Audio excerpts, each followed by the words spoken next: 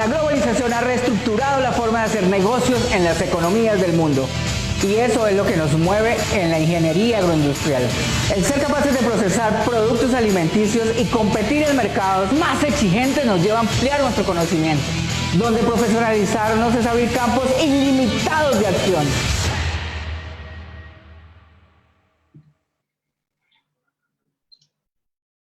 Diferentes, extraños, especiales, buscando un nombre para nosotros, particulares, raros, ¿por qué no? Youtubers, Instagramers, TikTokers, de stories, históricos, determinados, interminables, y para terminar, comenzamos de nuevo. Somos lo que nos apasiona, lo que creamos, en lo que creemos, lo que generamos, y sin generalizar, somos una nueva generación. Y más que una carrera, elegimos el camino que queremos recorrer, cambiando el mundo un paso a la vez.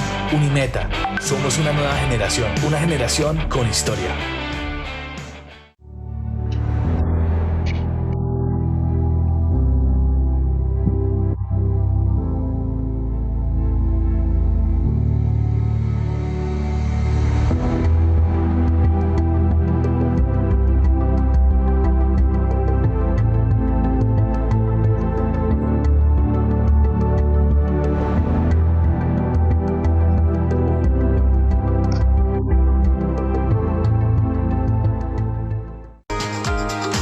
Disfruto mi entorno y cuido lo que me pertenece.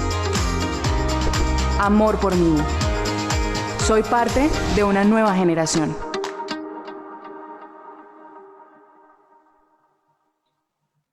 Elegí estudiar ingeniería de alimentos porque la industria de productos alimenticios no descansa. Gracias a esto diseño productos nutricionales y de fácil consumo, transformando el campo con procesos sostenibles e innovadores. Así lograré ser competitivo en cualquier mercado del mundo. En Unimeta nos formamos para crear industria a través de la biotecnología de alimentos.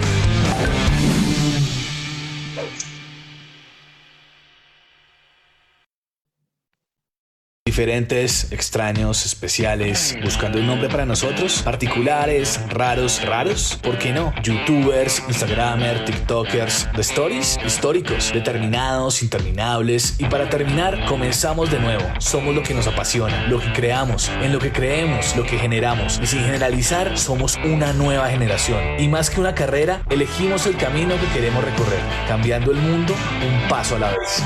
Unimeta, somos una nueva generación con historia.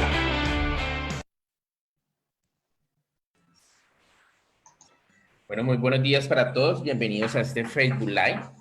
Y continuando con nuestro ciclo de conferencias Unimeta en Casa.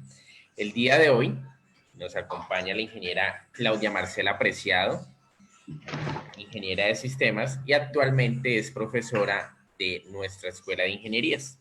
Pero dejemos que sea la misma ingeniera Claudia Marcela que se nos presente y nos diga qué es el tema que vamos a tratar el día de hoy. Inge, buenos días. Hola Inge, buenos días, ¿cómo estás? Bien, muchísimas gracias. Bienvenida. Gracias, Inge. Bueno, buenos días. Hoy quiero compartir con ustedes las características de un proceso en el cual como profesores aportamos significativamente desde nuestro quehacer diario. En atención a esto, la intervención se denomina el rol de los profesores en los procesos de renovación de registro calificado. Mi nombre es Claudia Marcela Preciado Carrero, ingeniera de sistemas, especialista en pedagogía y docencia universitaria y magíster en educación. En la intervención abordaré 3 elementos. El primero de ellos, una contextualización. El segundo, el rol del profesor durante la vigencia del registro calificado. Es decir, una vez el ministerio nos otorga el registro calificado, ¿cuál es el rol que ejercemos nosotros como profesores? Y el tercero, el rol del profesor en la renovación del registro calificado. Es decir, estando en el 5º año de la vigencia de nuestros registros calificados, ¿cómo podemos alguno de nosotros o un equipo de nosotros participar para el proceso de renovación del mismo? Para contextualizar un poco en lo referente a registro, entonces vamos con la primera definición y es ¿qué es el registro calificado? Entonces, este corresponde a la autorización que el Ministerio de Educación Nacional otorga a las instituciones de educación superior y mediante este registro lo que hace es dar fe del cumplimiento de 15 condiciones de calidad, 9 del programa y 6 institucionales. Estas condiciones de calidad están dispuestas en el decreto 1330 de 2019, compilado en el decreto 1075. ¿Por qué compilado? Porque el decreto 1330 lo que hizo fue sustituir el capítulo 2 y suprimió el capítulo 7 del decreto 1075, que es el decreto único reglamentario para el sector de la educación. Estas condiciones deben ser sustentadas por un programa académico en los trámites de apertura o solicitud, de renovación, modificación y ampliación del registro calificado. Una de las características que modificó el decreto 1330 es que ahora no se presentan las 15 condiciones en un mismo momento, sino que hay dos fases, una que es preradicación, que es la radicación de las 6 condiciones institucionales y que una vez aprobadas estas nos dan un registro de estas condiciones por 7 años y durante esos 7 años lo que hacemos es surtir la otra fase que es la radicación y erradicar las 9 condiciones de cada uno de los programas que deseemos renovar o ofertar en nuestra institución. ¿Cuáles son esas condiciones que se evalúan? Las condiciones institucionales que les menciono que hacen parte del proceso de preradicación se denominan mecanismos de selección y evaluación de estudiantes y profesores, estructura académica, administrativa y académica, cultura de autoevaluación, programa de egresados, modelo de bienestar y recursos suficientes para garantizar el cumplimiento de las metas. Y las condiciones de programa, que es la etapa de radicación, evalúa la denominación del programa, la justificación, los aspectos curriculares, la organización de actividades académicas y procesos formativos, investigación, innovación y o creación artística y cultural, relación con el sector externo, profesores, medios educativos e infraestructura. Es necesario que tengamos presente que desde nuestro quehacer diario, a través de las funciones sustantivas de la investigación, la docencia, la proyección social y la gestión académica, aportamos a la construcción de las condiciones de calidad durante la vigencia del registro calificado. Por ello es que a continuación voy a empezar a relacionar cómo participamos en cada una de la construcción de las condiciones que mencioné anteriormente. ¿Cómo participamos en la construcción de la condición 3 denominada aspectos curriculares? El primer aspecto en el que participamos es conociendo y articulando los propósitos de formación, los perfiles de egreso, y competencias previstos en el documento maestro con los resultados de aprendizaje de cada asignatura a cargo, fomentando la coherencia entre formación, evaluación y resultados. Y este primer ítem, ¿cómo lo podemos analizar de forma gráfica? Es necesario que cada uno de nosotros como profesores tengamos conocimiento del documento maestro y de esas promesas que se hicieron ante el Ministerio de Educación y que empecemos a interiorizarlas para en el día a día de nuestras clases poder empezar a dar cumplimiento de que a partir de estos resultados de aprendizaje, lo que vamos a hacer es desarrollar unas competencias. Hay que tener claro que nosotros no formamos por competencias, sino que en nuestro proceso formativo desarrollamos unas competencias tanto específicas como genéricas, que posteriormente se van a ver materializadas en un perfil de egreso, que fue un perfil de egreso muy bien sustentado y pensado a la luz de las tendencias, de la disciplina, de las necesidades de la región, de las agendas, de las políticas. Este perfil de egreso fue muy bien analizado para que pudiera dar respuesta a un contexto globalizado. Entonces, miren cómo es de importante que si yo tengo conocimiento de cuál es el perfil de egreso del programa, de cuáles competencias específicas y genéricas voy a desarrollar, esto lo debo ir aterrizando a los resultados de aprendizaje de cada una de mis asignaturas, para que guarden coherencia y se permita dar cumplimiento a lo que estipulamos ante el Ministerio de Educación. Un segundo aspecto, debemos tener conocimiento y articular los niveles de desempeño evaluados en las pruebas Saber Pro. Este es otro de los referentes que nos evalúan, ¿no? A nosotros nos evalúan el impacto de los egresados en el medio y adicionalmente también a partir de esta prueba estándar evalúan la calidad de la educación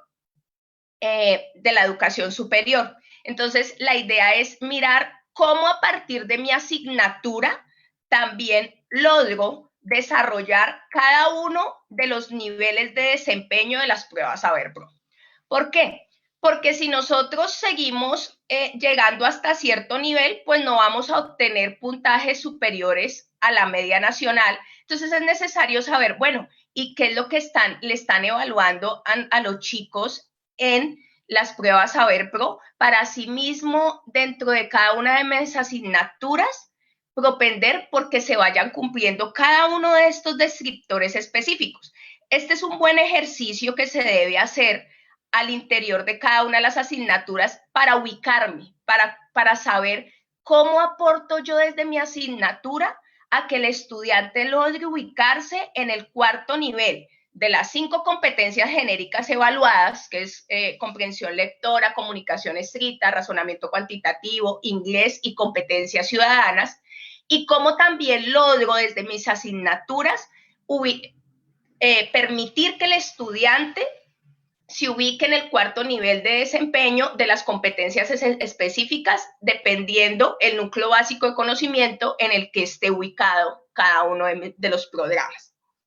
También es claro no olvidar que aunque yo esté liderando una asignatura, por ejemplo, de las ciencias básicas, entonces estoy totalmente aislado de la competencia genérica de la comprensión lectora o la comunicación escrita. El estudiante aprende en la forma en que nosotros lo evaluemos y la idea no es evaluarlo de forma memorística porque así él va a aprender. Entonces, por ejemplo, traigo a colación una asignatura como estadística descriptiva. La idea no es, ¿cuál es la población? Defina muestra, defina variable, defina tipo de variable. Él empieza a memorizar esos conceptos. Sin embargo, no tiene la capacidad de apropiarlos y de asociarlos en un contexto determinado. Entonces, sería mucho mejor esa teoría evaluársela en determinado contexto. Se llevó a cabo un estudio para determinar cierta información. En ese contexto, ¿cuál es la población? ¿Cuál es la muestra? ¿Cuál es la variable? ¿Cuál es el tipo de variable? Entonces, estamos evaluando lo mismo, pero desde otro enfoque, donde el estudiante tiene la capacidad de aplicar la teoría una vez apropiada a un contexto determinado. Porque eso es lo que va a hacer en la labor, ¿no? Y eso es lo que va a hacer en su ocupación, aplicar este conocimiento previo obtenido a lo largo de su carrera profesional en contextos determinados. Un tercer elemento es conociendo y apropiando los planes de estudio. Es necesario que nosotros conozcamos, bueno, ¿en qué semestre está mi asignatura? Y antes de mi asignatura, ¿cuál curso el estudiante? Y después de mi asignatura, ¿cuál curso el estudiante? Porque si bien es cierto, el plan de estudio se convierte en un proceso que tiene unas entradas y unas salidas, es necesario saber si mi asignatura es los conocimientos previos que obtuvo el estudiante en mi asignatura se constituyen en la entrada de la siguiente asignatura, con el objetivo de que se cumpla este proceso de manera exitosa y no sea yo quizás el que esté truncando el proceso porque no alcancé a generar en este estudiante ciertas competencias o ciertos resultados de aprendizaje necesarios para poder cursar las asignaturas que vienen más adelante.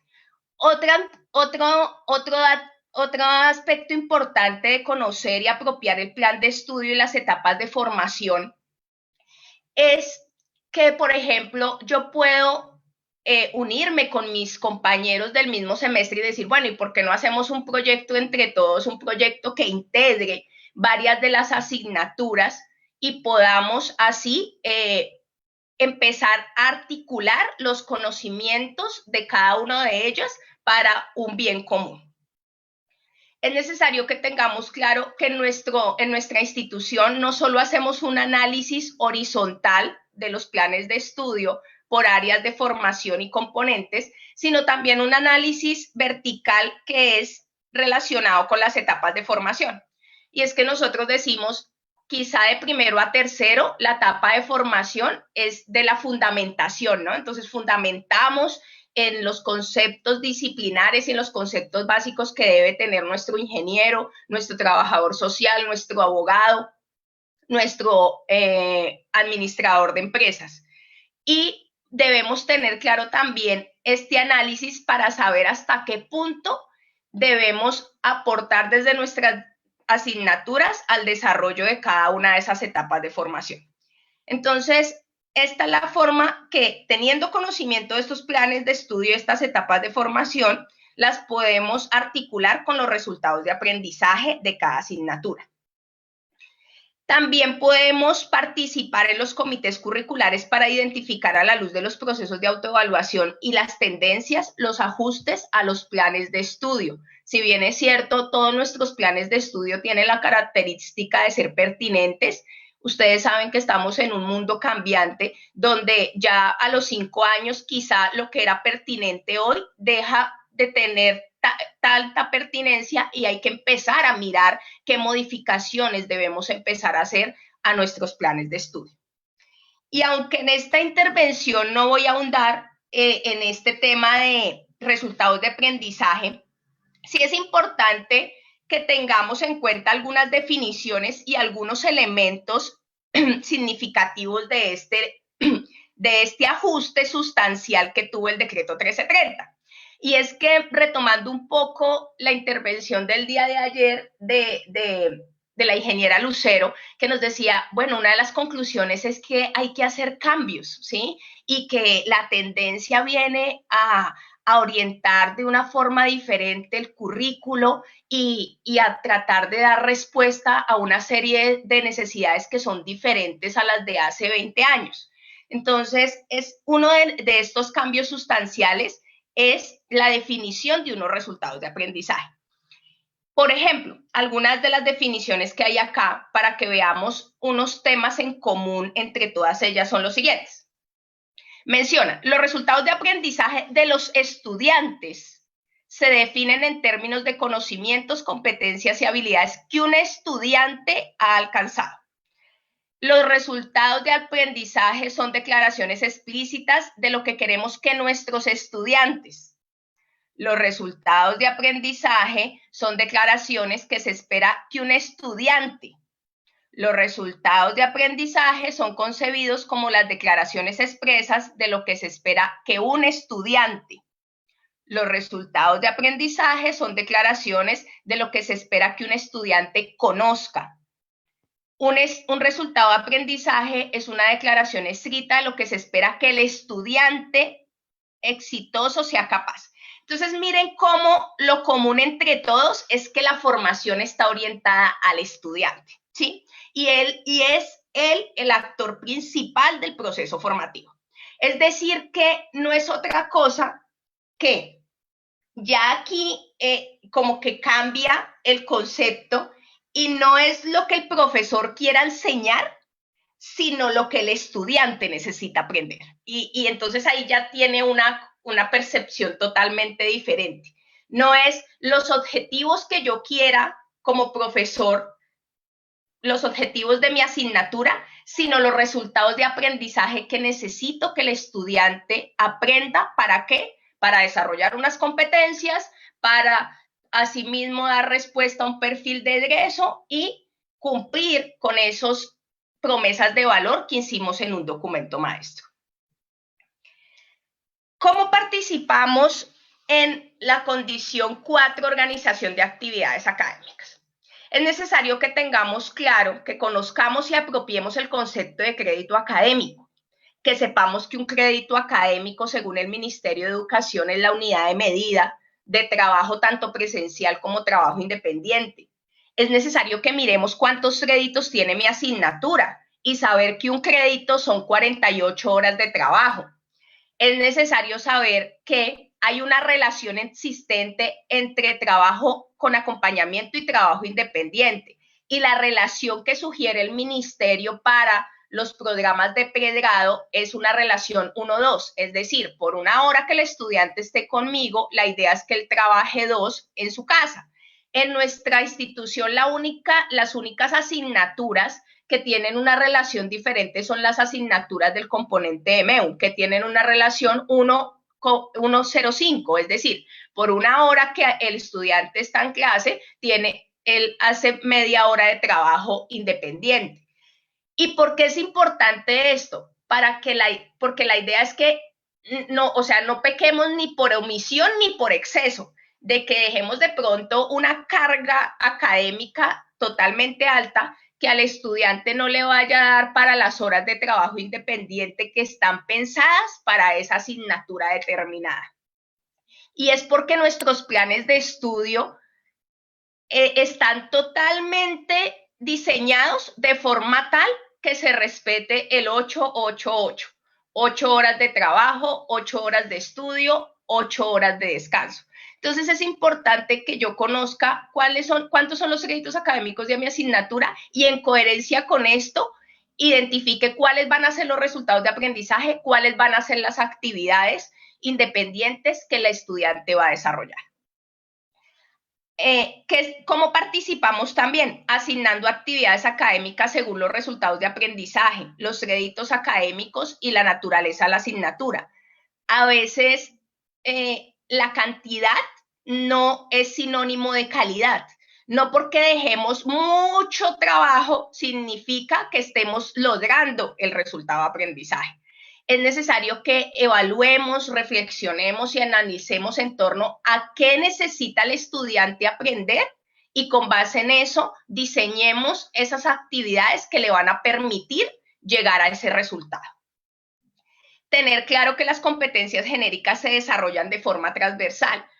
Lo que les mencionaba, el hecho que yo enseñe una asignatura, por ejemplo, en ciencias básicas o en básicas de la ingeniería, no, pues si el estudiante escribió decisiones, yo no lo corrijo porque eso no tiene que ver conmigo. No, eso tiene que ver conmigo y tiene que ver con todos, ¿sí? Entonces, evaluarles la ortografía, la gramática, la expresión, el comportamiento. Nosotros estamos formando, más allá de profesionales, ese ser. Y hay que saber ser, ¿sí? Entonces, el estudiante pues se comporta súper mal, pero pues es excelente estudiante. Entonces, pues lo importante es que él sepa sumar, restar, multiplicar y dividir. No porque, entonces, ¿dónde está la impronta de nuestra institución y dónde está esa formación integral que nosotros tenemos como insignia en nuestro PEI y en nuestra misión y en nuestra visión? En la condición 5, ¿cómo participamos? Es que yo no soy investigador. Es que eso solo lo hacen los investigadores. No, eso también nos compete a todos. Y es que es importante que nosotros conozcamos las líneas y sublíneas de investigación de nuestro programa. Puede ser que desde nuestra asignatura, aunque no se denomine metodología de la investigación o formulación y evaluación de proyectos o, cualquiera de estas asignaturas del componente de investigación, yo puedo hacer investigación. Y hay muchas asignaturas disciplinares que tienen esa característica y esa naturaleza. Entonces es necesario saber cuáles son las líneas y sublíneas de investigación de mi programa para saber cómo puedo yo aportar desde cada una de mis asignaturas. Conocer el plan de investigación del programa y articularlo con las asignaturas. Puede ser que ese plan de investigación que se propuso en determinado momento desde mi asignatura yo le pueda aportar con mis estudiantes, porque esa es otra de las particularidades del decreto 1330. El decreto 1330 ahora no está orientado al cuántos, ¿no? Entonces, ¿cuántos proyectos de investigación? Porque antes como que se evaluaba mucho eran las capacidades de la institución y aunque aún lo sigue evaluando, le da mayor relevancia a otro asunto y es el siguiente. Ya no es tanto cuántos proyectos de investigación, cuántos medios educativos, cuántos proyectos de proyección social, sino cómo todas esas capacidades de la institución giran en torno a qué, a potencializar los resultados de aprendizaje de nuestros estudiantes. Y no hay mejor manera, queridos colegas, de materializar mi conocimiento, sino a través del cumplimiento de los resultados de aprendizaje de mi estudiante. Todo lo que yo sé, la forma de materializarlo es a través de lograr que el estudiante llegue a determinado nivel. Y el tercer elemento para participar en la condición 5 de investigación, innovación y creación artística y cultural es participar en espacios académicos como el encuentro institucional de semilleros de investigación. Es importante participar de estos eventos. También tener claro, bueno, ¿cuándo son?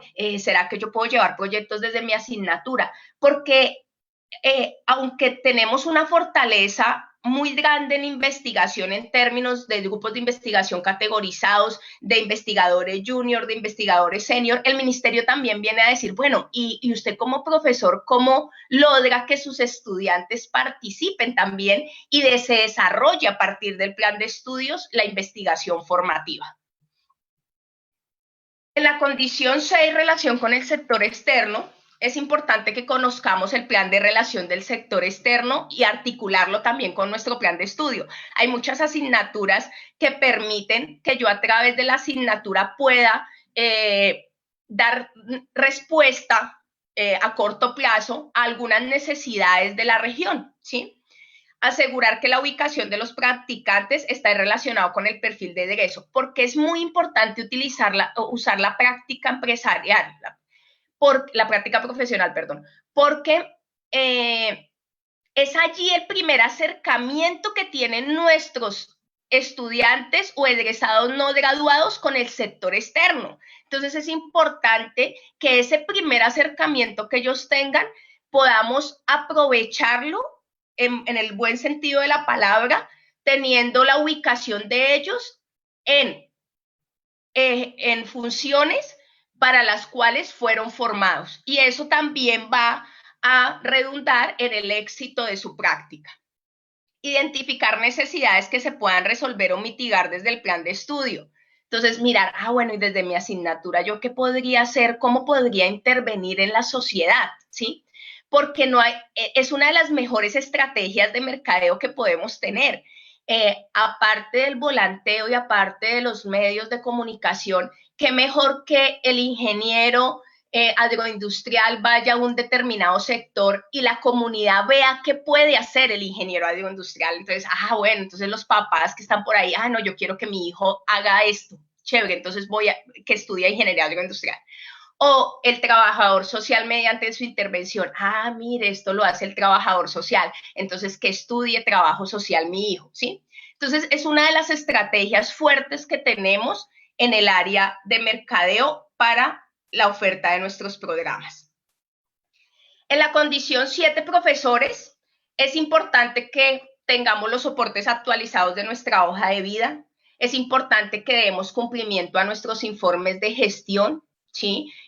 Porque esta información se solicita durante la vigencia del registro calificado y para el proceso de renovación. En medios educativos es importante que, primero, es necesario que tengamos las guías de laboratorio acordes a lo que necesitamos que el estudiante aprenda. No podemos ir a hacer una jornada de laboratorio sin una guía, o sea, debe existir esa guía, esa orientación del estudiante, porque también así a partir de la guía se sabe qué se requiere, qué insumos hacen falta, qué necesito yo para llevar a cabo un proceso adecuado para que el estudiante llegue hasta cierto resultado. es importante que si nuestras asignaturas tengan laboratorio, participemos del laboratorio. ¿Por qué? Porque cuando pasen los 5 años, son 7 años de vigencia, pero desde el 5.º año se empieza a trabajar en la renovación, nos solicitan estadísticas de uso. ¿Y qué hemos podido evidenciar en algunos momentos? Que habían asignaturas que aunque tenían laboratorio, no hacían uso del laboratorio. Entonces, es importante que si mi asignatura tiene laboratorio, hay que hacer y hay que dar uso de esos espacios. La articulación y pertinencia a que hago referencia. Nuevamente, no es lo que el profesor quiera enseñar, sino lo que el estudiante necesite aprender. Si es una asignatura que tiene el uso de determinado software, debemos mirar cómo y de pronto no tengo las destrezas, debemos mirar cómo nos capacitamos, porque no es que lo omitamos, porque yo no tengo la experticia en el desarrollo de ese software. Hay que usarlo porque el estudiante necesita aprender el uso de ese software. Debemos también hacer uso, pues bueno, en este momento de coyuntura no haremos uso tanto de la biblioteca física, sin embargo contamos con bases de datos como ProQuest. Hay otra base de datos de ingeniería que en este momento se me pasa el nombre. Entonces es importante también incentivar a los estudiantes a que hagan uso de estos medios educativos que tienen disponibles, porque como les comento, debemos presentar unas estadísticas del uso de cada uno de estos medios educativos a lo largo de la vigencia del registro calificado.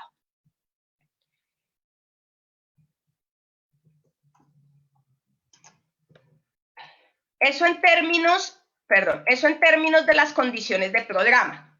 Ahora en términos de las condiciones institucionales. Con respecto a la condición 12, cultura de autoevaluación, es muy importante que participemos de forma activa en el diligenciamiento de las encuestas, tanto de autoevaluación como de coevaluación. Nosotros como líderes debemos ser líderes positivos, de no decirle al estudiante, no, si es que eso es más largo, no, pero no. Es enseñarle que esa es la manera formal que él puede decir cuáles son las oportunidades de mejora que evidencia y cuáles son las fortalezas que evidencia de su programa. Hay que incentivarlos a que hagan el diligenciamiento de esta encuesta y nosotros mismos también hacerla. Si conocemos egresados, entonces también decirles, ay, ya diligenció la encuesta, porque es que está la forma, si uno no sabe qué puede mejorar, pues sencillamente difícilmente lo hace. Es importante conocer qué podemos mejorar para así empezar a hacer las acciones de mejora relacionadas con esta oportunidad. También es importante, porque relacioné acá la tutoría, porque la tutoría de una u otra forma se puede ver vista como una oportunidad de mejora, ¿sí? Es la oportunidad de mejora para que el estudiante subsane sus deficiencias académicas. Profes, es muy importante que no solo la tutoría, asistieron 5, asistieron 7, asistieron 9. Hay que evidenciar cuál es el impacto de la tutoría. Es importante que tengamos un informe. Habían 5 estudiantes en el primer corte con deficiencias académicas. Le hice tutoría a esos 5 y de esos 5, en el segundo periodo ya pasaron 2. ¿Sí? Y entonces empezar a analizar y hacer ese seguimiento, porque si bien es cierto, la tutoría es una de las estrategias más fuertes de nuestro programa de permanencia estudiantil PROPEP. Y adicionalmente, la tutoría también la podemos ver, aparte de las deficiencias en el plan de estudio, también la podemos utilizar para subsanar los niveles de desempeño de la prueba Saber Pro. Entonces, no esperemos a que el estudiante llegue al 75% de los créditos académicos y vaya a presentar la prueba de seminario Saber Pro y entonces evidenciemos que va en el primer nivel de desempeño de todas las competencias genéricas. Ya en ese punto poco podemos hacer. Entonces, por eso es importante saber las etapas de formación e ir haciendo cortes de seguimiento. Bueno, ¿en qué nivel de desempeño va el estudiante? En la primera etapa de formación debería ir entre primero avanzando en segundo nivel de desempeño. No está quedado. Hagamos la tutoría también para eso. ¿Por qué? Porque en esta condición, una de las preguntas es, ¿cuáles son las estrategias que implementa la institución a partir de los resultados de las pruebas Saber Pro? Entonces, ellos ya tienen los resultados, el ministerio de por sí es quien nos los suministra. Lo importante acá es qué hacemos nosotros frente a esos resultados. Entonces, por eso es importante no solo tener el listado de asistencia, sino también empezar a evaluar el impacto de esta estrategia académica de nuestro programa Propeo. Y es muy importante también dar cumplimiento a los planes de mejoramiento, que si nos asignaron una de las actividades del plan de mejoramiento hay que cumplirla, hay que tener la evidencia. ¿Por qué? Porque el ministerio nos evalúa estos procesos de autoevaluación y nos evalúa hasta qué punto nosotros damos cumplimiento a esos planes de mejoramiento y cómo eso se ve reflejado en la calidad de nuestro programa, tanto de forma académica como administrativa. En el programa de egresados, ¿cómo podemos participar? Como les menciono, la forma de que materialicemos el conocimiento de cada uno de nosotros, que sé que son perfiles muy altos y muy idóneos, lo materializamos cuando vemos que nuestros estudiantes logran ciertos resultados de aprendizaje y logran desarrollar las competencias y vemos materializados los perfiles que inicialmente indicamos que íbamos a desarrollar en nuestros egresados. ¿Cómo podemos participar también? Diciéndole, hay estrategias, venga, van a hacer la lección de representación de egresados en los cuerpos colegiados. Si tenemos egresados conocidos, comentarles. Usted puede tener oportunidades de vinculación laboral como administrativo profesor de Unimeta, tiene descuentos especiales en nuestros programas de posgrado. Diligencia esta encuesta que sirve para la actualización de la base de datos. Entonces, es también decirle a ellos, y si nosotros ser multiplicadores, ¿no? No solo dejarle a la persona encargada de egresados esta función, sino que si yo en mis redes sociales tengo 10 egresados, poder ser multiplicador y transmitirles esta información. En la condición 14, modelo de bienestar. Nuevamente menciono tutoría e informes. ¿Por qué? Porque en esta condición se maneja todo el tema de deserción. Entonces, nosotros no utilizamos el concepto de deserción, sino de permanencia estudiantil, ¿sí? Hacia el lado positivo. Entonces, ¿cómo hacemos que nuestros estudiantes permanezcan? Y no nos podemos dar el gusto de que nuestros estudiantes deserten por situaciones académicas, o sea, y de por sí que no podemos permitir que ellos deserten, hacer hasta lo imposible porque no lo hagan. Sin embargo, no podemos decir que el mayor porcentaje en algún momento, en algún determinado momento, sea por deficiencias académicas, porque entonces, ¿dónde estamos nosotros y dónde está el rol que nosotros ejercemos en el día a día de nuestras asignaturas para que eso no ocurra? También si tienen recuerden que los estudiantes, cada uno es un mundo y a veces el mejor lugar es el aula de clase de sus situaciones que viven. Entonces, si nosotros de pronto no tenemos pues el perfil idóneo para aconsejarlos, porque pues a veces hay situaciones complejas, entonces sabemos que tenemos la figura de la consejería para que pues ellos puedan ir allí y puedan ser pues acompañados en su situación particular. ¿Cómo podemos también participar de bienestar? Participando en el portafolio de cada una de las áreas y diciéndole a nuestros estudiantes también, mire, hay áreas de deporte y recreación, hay área de cultura y artística, hay área de orientación y acompañamiento, ahí está lo de las becas y mencionarle cómo puede participar o a dónde se debe dirigir para participar en estas actividades. También pueden participar los familiares, pueden participar los egresados. ¿Por qué? Porque también el ministerio nos mide la participación en cada uno de estas áreas que oferta bienestar. Eso a grandes rasgos es cómo participamos en el día a día. Entonces miren cómo es de significativo lo que nosotros hacemos día a día y cómo somos un actor principal que conlleva al éxito de una renovación de cada uno de los programas académicos. Entonces miren cómo nuestra labor tiene un porqué y un para qué, ¿sí? es importante que tengamos en cuenta que debemos tener conocimiento y no solo, no, yo dicto matemáticas 1, ya, yo solo dicto matemáticas 1, yo el resto, no. Usted hace parte de una institución y debemos tener conocimiento de todos estos elementos que les acabo de mencionar. Ahora, ya el otro rol que puede ejercer un profesor, disciplinar o no disciplinar, es el rol del profesor en la renovación propiamente dicha del registro calificado. Y es que el decreto 1330 menciona que 12 meses antes del vencimiento del registro calificado se debe radicar el documento maestro con todos sus soportes. Entonces, el otro rol que puede ejercer un profesor es documentar todo eso que les acabo de mencionar. Entonces, miren cómo si nosotros hacemos la tarea juiciosa, le facilitamos al líder del proceso de renovación documentar todo lo que nosotros hicimos a lo largo de la vigencia del registro calificado. Como les menciono, este proceso inicia casi en el año 5º del registro porque se radica en el año 6º del mismo por los trámites del ministerio y demás.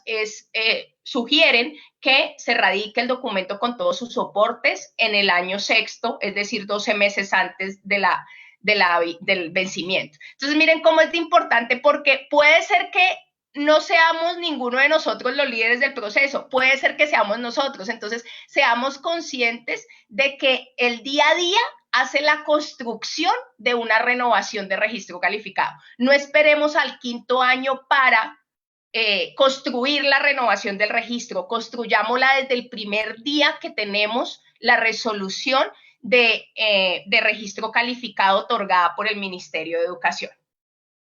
Y entonces, en esa documentación, pues como les mencionaba, lo que vamos a hacer de ahora en adelante es documentar estas 9 condiciones del programa. La institución ya está en la construcción de las 6 condiciones institucionales que se van a radicar, como les mencionaba, para que nos den un aval durante 7 años, y en las próximas renovaciones que tenemos de programas tanto de pregrado como de posgrado en nuestra institución, vamos a radicar estas 9 condiciones de programa para obtener la renovación de cada uno de nuestros programas académicos. Y quiero terminar con esta frase: muchos de nosotros somos más capaces que algunos de nosotros, pero ninguno de nosotros somos tan capaces como todos nosotros. Y esto es una invitación a que la renovación de un registro calificado no es la responsabilidad del decano, no es la responsabilidad del coordinador, no es la responsabilidad del profesor disciplinar, no, es la responsabilidad de todos nosotros a través de nuestro día a día. Muchas gracias.